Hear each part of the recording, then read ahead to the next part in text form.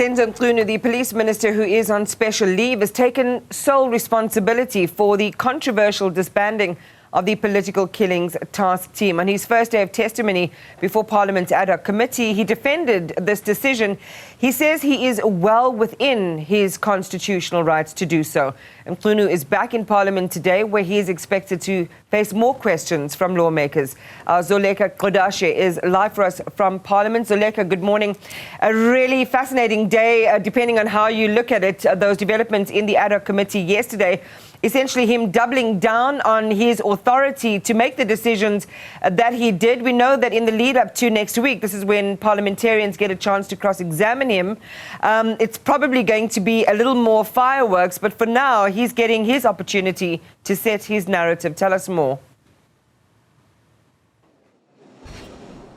That's correct, Iman. Good morning. And he has really dug in his heels in relation to the decision that he took for the disbandment of the political killings task team and issuing that specific directive on the 31st of December 2024. But of course, Iman, that still doesn't answer the question about how Brown Mokhotsi, the controversial Northwest businessman, was able to then speak to Kat Matala, Vusimuzi Kat Matala, about how there would be the disbandment of the PKTT team. That message was sent on the 1st of January 2025, and also saying that there would be a meeting with Mchunu as well as Sibiya. That question remains to be answered. Of course, the evidence leader yesterday also saying that, asking Mchunu if he indeed knows Brown Mokhotsi and whether it would concern him that his letter for the disbandment of the political killings task team in fact landed its way into Mokhotsi's hands and not in the hands of the people that were actually tasked with giving effect to that decision or directive that was issued by Mchunu. This, of course, a key question around the centrality, or rather the disbandment of the political killings task team and how Brown Mokhotsi came to know of it. Of course, Mchunu says he was the only person that was tasked with drafting this letter, that's taking place when he was home in December. But also he speaks about the reasons that led to the decisions. He speaks about the organogram of the police service, saying that there was a meeting on the 21st of November 2025, rather the 22nd of November 2024, where there was that discussion around the disbandment of the political killings task team as well as other workings of the police service. Also, that meeting also taking place in early November of last year.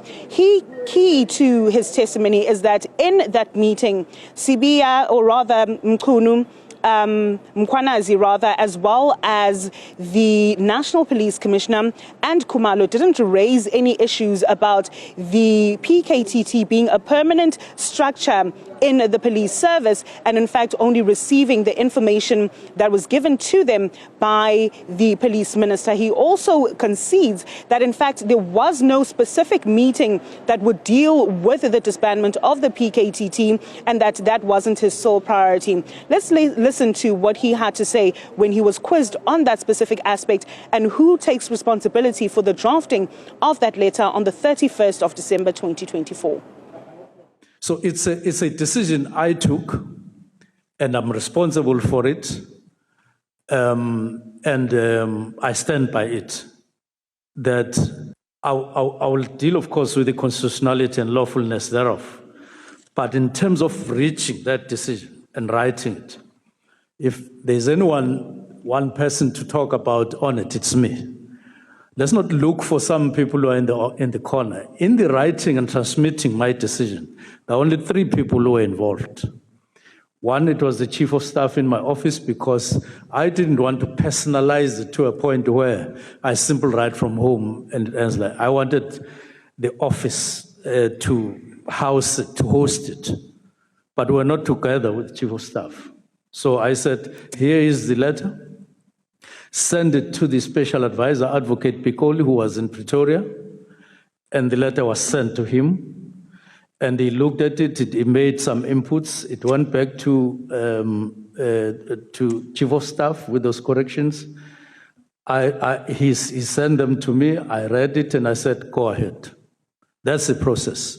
So don't look any further for any reason, even if you somehow believe that I have no capacity to write that letter for some reason. I don't think that there is any engineering of anything in. And Zoleka, we are expecting him back to tell the country more about some of these claims and accusations that find their way to his door. For our viewers who are setting up their day today, just talk to us about expectations and then what happens next week as these proceedings continue. That's correct, Iman. It's expected that the minister will continue with his evidence in chief. Of course, you heard earlier on that he did say that this was the first time that he's had the opportunity to actually ventilate his side of the story and being given a platform for him to air out his views. Of course, he mentioned that since the 6th of July 2025, when Nhlanhla Mkhwanazi made those bombshell allegations around the alleged criminal infiltration and political interference in the criminal justice system, this is his first chance to actually have his side of the story heard. He says, since the 6th of July, I've been smelling like Nhlanhla Mkhwanazi, I've been wearing Nhlanhla Mkhwanazi, and that he wants to take his time to actually have his side of the story heard. So we expect that around 10 a.m., we will continue with that cross-exam, or rather his evidence in chief before the ad hoc committee, after which we will adjourn around 3 p.m. After which, next week, Tuesday, Senzo Mchunu will be back in the hot seat for the questions that will be posed by MPs, which is expected to take place on Tuesday and may very well also take place on Wednesday, Iman.